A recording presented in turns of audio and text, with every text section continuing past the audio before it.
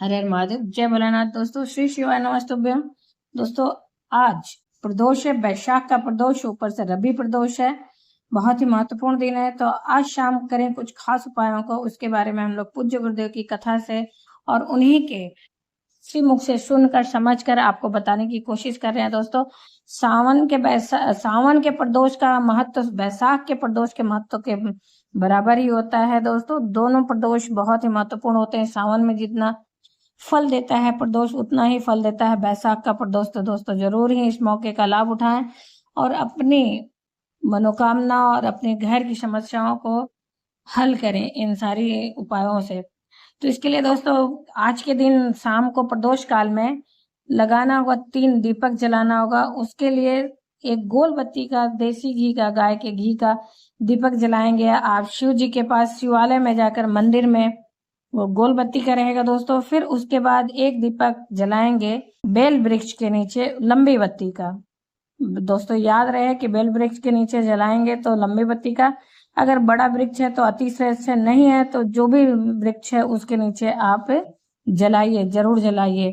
उसके बाद दोस्तों दूसरे दीपक के बाद तीसरा दीपक जलाएंगे आंवले के वृक्ष के नीचे या फिर शमी के वृक्ष के नीचे। दोस्तों आंवले के वृक्ष के नीचे अगर जला रहे हैं तो लंबी बत्ती का जलाएंगे, और यदि शमी के वृक्ष के नीचे आप जलाएंगे तो गोल बत्ती का जलाएंगे।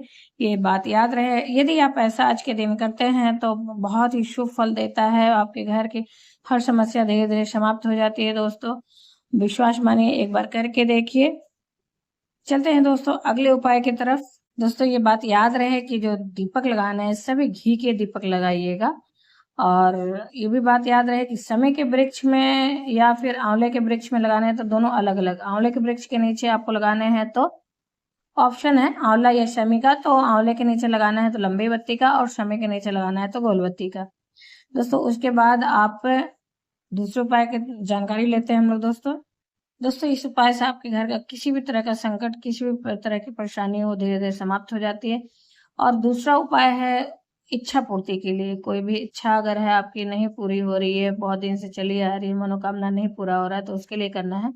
इसके लिए दोस्तों लेना है 7 दाने चावल के, खड़े चावल होंगे, और उसके बाद एक बेलपत्र और थोड़ा सा पीला चंदन, और साथ में एक तांबे के लोटे में शुद्ध जल। और इन सारी सामग्रियों को लेके जाएंगे मंदिर में जाके दोस्तों सर्वप्रथम पीले चंदन को, जो माता अशोक सुंदरी भगवान की प्रिय पुत्री हैं, उनके स्थान पे पीले चंदन का लेपन कर देंगे। पीले चंदन का लेपन करने के बाद दोस्तों उसी स्थान पर सातों चंदन के ऊपर चावल चिपका देंगे। फिर उसके ऊपर बेल पत्र को रखेंगे, बेल पत्र को स्पर्श कराएंगे चावल के ऊपर। फिर उठा के वहां से दोस्तों उस बेल पत्र को शिवलिंग के ऊपर समर्पित करके अपनी मनोकामना बोलेंगे, अपनी विश जो है, अपनी इच्छा जो है, उसे भगवान से मांगेंगे। और उसके बाद श्री शिवाय नमस्तुभ्यम का जाप करते हुए लोटे का जल उस बेल के पत्ते के ऊपर समर्पित कर देंगे दोस्तों, शिवलिंग के ऊपर। यदि ऐसा आप करते हैं, इस उपाय को प्रदोष काल में, प्रदोष के दिन, वो भी खास करके वैशाख प्रदोष के दिन करते हैं, तो आपकी सारी इच्छा जो चली आ रही है काफी दिनों से, जो इच्छा पूरी नहीं हो रही है, शीघ्र और शीघ्र पूर्ण हो जाती है दोस्तों। तो एक बार करके देखिए, बहुत ही छोटा और आसान और अचूक उपाय है। चलते हैं दोस्तों अगले उपाय की तरफ। दोस्तों तीसरे उपाय की तरफ चलने से पहले आपसे रिक्वेस्ट है कि यदि आपको कुछ भी अच्छा लगता है मेरे वीडियो का तो एक छोटा सा लाइक अवश्य करिए। आप पहली बार मेरे चैनल पे आए हैं तो मेरे चैनल को सब्सक्राइब करिए और बेल नोटिफिकेशन अवश्य ही दबाइए, जिससे आने वाले वीडियो आपको समय से प्राप्त हो सके। कोई भी प्रश्न या सुझाव हो दोस्तों तो कमेंट बॉक्स में अवश्य ही लिखिए। दोस्तों तीसरा उपाय, आप व्रत रहें या न रहें, प्रदोष का व्रत रह पाए या न रह पाए, उससे कोई मतलब नहीं है। आप नहीं भी व्रत रहेंगे तो भी आपको पूरा फल मिलेगा। घर में कोई लड़ाई झगड़ा हो रहा हो, क्रोध हो, किसी भी तरह की समस्या हो, या कोई इच्छा नहीं पूरी हो रही हो, उसके लिए इस उपाय को करना है। तो इसके लिए कुछ नहीं लेना है दोस्तों, सिर्फ और सिर्फ लेना है 1 लोटा शुद्ध जल। तांबे के लोटे में 1 लोटा शुद्ध जल लेना है, और शुद्ध जल लेके जाना है मंदिर दोस्तों। और मंदिर जाने के बाद वहां पे आप इस जल को समर्पित करेंगे शिवलिंग के ऊपर, श्री शिवाय नमस्तुभ्यम का जाप करते हुए। और उसके बाद जब जल ऊपर डालेंगे तो जल नीचे आने लगता है, तो जहां से जलहरी से जल नीचे आता है, माता अशोक सुंदरी के होते हुए नीचे जब आता है, तो वहां पे अपने दाहिने हाथ से लगाकर जल को रोक देंगे दोस्तों।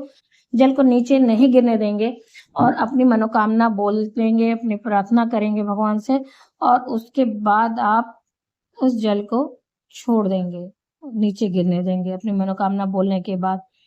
फिर उसके बाद दोस्तों जो हाथ में जल लगा रहेगा उसको अपने आंखों पे, अपने मस्तक पे आप लगा लीजिएगा। ऐसा करते हैं तो आपको प्रदोष व्रत के फल के बराबर फल मिलता है। जितना प्रदोष व्रत करने के बाद लोगों को फल मिलता है, उतना आपको फल ऐसे ही मिलता है और आपकी मनोकामना पूर्ण होती है दोस्तों। अब चलते हैं अगले उपाय की तरफ दोस्तों। इस उपाय को भी किसी भी तरह की दिक्कत या मनोकामना या फिर व्यवसाय किसी भी इच्छा के लिए आप कर सकते हैं। और इसके लिए लेना होगा 3 सामान, और 3 सामानों को लेकर स्पर्श कराएंगे 3 जगह। तो सर्वप्रथम दोस्तों आपको लेना होगा एक पुष्प, सफेद रंग का पुष्प या भगवान के प्रिय पुष्पों में से कोई एक पुष्प ले लीजिए, और एक लेना होगा बेलपत्र, और उसके बाद दोस्तों एक शमी का पत्र। अगर शमी आपके घर में नहीं है तो आप चावल का एक दाना ले सकते हैं। इन सारी सामग्रियों को लेके जाएंगे दोस्तों हम लोग मंदिर, और मंदिर जाने के बाद सर्वप्रथम इन तीनों सामग्रियों का स्पर्श कराएंगे जो नंदी बाबा का पैर उठा हुआ रहता है वहां पे, और उसके बाद दूसरी जगह इन सारी वहां पे छोड़ेंगे नहीं दोस्तों, सिर्फ स्पर्श कराएंगे नंदी बाबा के पैर के पास। और उसके बाद इन सारी सामग्रियों को वहां से लेके जाएंगे हम लोग माता अशोक सुंदरी को स्पर्श कराएंगे।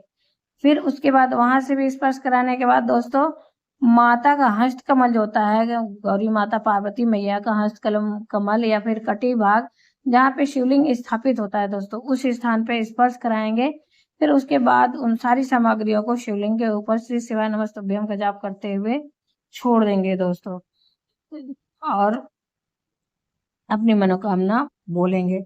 यदि आप ऐसा करते हैं तो शीघ्र आपकी सारी मनोकामनाएं धीरे धीरे पूर्ण होने लगती हैं दोस्तों। जो भी आपकी दिक्कत परेशानी और समाप्त होने लगती है दोस्तों। वैशाख मास के प्रदोष का महत्व सावन मास के प्रदोष के बराबर ही होता है, बहुत महत्वपूर्ण होता है। इसलिए बार बार आपसे अनुरोध किया जा रहा है कि इस मौके को गंवाएं नहीं, अवश्य इन सारे उपायों को करें। आज शाम तक किसी भी समय कर ले। प्रदोष काल के बहुत महत्व होता है। प्रदोष काल में प्रदोष के दिन किया गया कोई भी उपाय बहुत ही शुभ और बहुत ही फलदायी और कई गुना तेजी से फल देने वाला होता है दोस्तों, तो अवश्य करें। उम्मीद करते हैं इस वीडियो की जानकारी आपको अच्छी और उपयोगी लगी होगी। अगर अच्छी और उपयोगी लगी तो एक छोटा सा लाइक अवश्य करिए। आप पहली बार मेरे चैनल पे आए हैं तो मेरे चैनल को सब्सक्राइब करिए, बेल नोटिफिकेशन अवश्य दो, जिससे आने वाले वीडियो आपको समय से प्राप्त हो सके दोस्तों। कोई भी प्रश्न या सुझाव तो कमेंट बॉक्स में लिख सकते हैं।